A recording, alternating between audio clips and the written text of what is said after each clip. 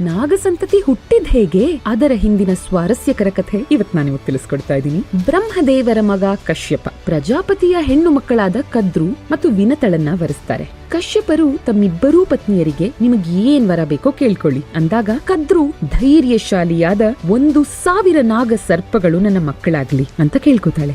ವಿನತ ಕದ್ರುವಿನ ಮಕ್ಕಳಿಗಿಂತ ಎಲ್ಲದ್ರಲ್ಲೂ ಉತ್ತಮರಾದ ಬರೀ ಇಬ್ರು ಮಕ್ಕಳು ನನಗ್ ಸಿಕ್ಕರು ಸಾಕು, ಆದ್ರೆ ಅದನ್ನ ನೀವು ನನಗೆ ಕೊಡ್ಬೇಕು ಅಂತ ಕೇಳ್ಕೊತಾಳೆ. ಸರಿ, ಇಬ್ರು ಗರ್ಭ ಧರಿಸ್ತಾರೆ. ಕದ್ರು 1,000 ಮೊಟ್ಟೆಗಳಿಗೆ ಹಾಗೂ ವಿನತ 2 ಮೊಟ್ಟೆಗಳಿಗೆ ಜನ್ಮವನ್ನ ಕೊಡ್ತಾರೆ. 500 ವರ್ಷಗಳು ಕಳೆದು ಕದ್ರು ಜನ್ಮ ಕೊಟ್ಟ 1,000 ಮೊಟ್ಟೆಗಳು ಒಡೆದು ಅದರಿಂದ ಸರ್ಪಗಳು ಹೊರಬರುತ್ತೆ. ಭೂಲೋಕದ ಹಾಗೂ 3 ಲೋಕಗಳ ಸರ್ಪ ಸಂತತಿ ಎಲ್ಲವೂ ಈ 1,000 ಸರ್ಪಗಳ ವಂಶದವರೇ. ಮತ್ತೊಂದೆಡೆ ವಿನತಳ 2 ಮೊಟ್ಟೆಗಳು ಇನ್ನೂ ಒಡೆದಿಲ್ಲ.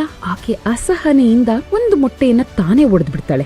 ಅದರೊಳಗೆ ಅರ್ಧ ಬೆಳೆದಿದ್ದ ಆತನ ಮಗನನ್ನ ನೋಡ್ತಾಳೆ. ಇದರಿಂದ ಕುಪಿತನಾದ ಆ ಒಡೆದಿರೋ ಮೊಟ್ಟೆಯೊಳಗಿದ್ದ ಈಕೆಯ ಪುತ್ರ ತಾಯಿಯನ್ನೇ ಶಪಿಸಿ ಬಿಡ್ತಾನೆ. ಮತ್ತೊಂದು ಮೊಟ್ಟೆ ತಾನಾಗೆ ಒಡೆದು ಅದರೊಳಗಿಂದ ನಿನ್ನ ಮಗ ಆಚೆ ಬರೋವರ್ಗೂ, ಅಂದ್ರೆ ಮುಂದಿನ 500 ವರ್ಷಗಳು ಕದ್ರುವಿನ ಸೇವೆ ಮಾಡಬೇಕು ಅಂತ. ಈ ಸಂಪೂರ್ಣವಾಗಿ ಬೆಳೆಯದೇ ಇದ್ದ ವಿನತಳ ಮಗನೇ ಸೂರ್ಯನ ರಥದ ಸಾರಥಿ ಅರುಣ. 500 ವರ್ಷಗಳು ಕಳೆಯುತ್ತೆ. ವಿನತಳ 2ನೇ ಪುತ್ರ ಅತೀವ ಶಕ್ತಿಶಾಲಿ ಗರುಡನ ಜನನವಾಗುತ್ತೆ.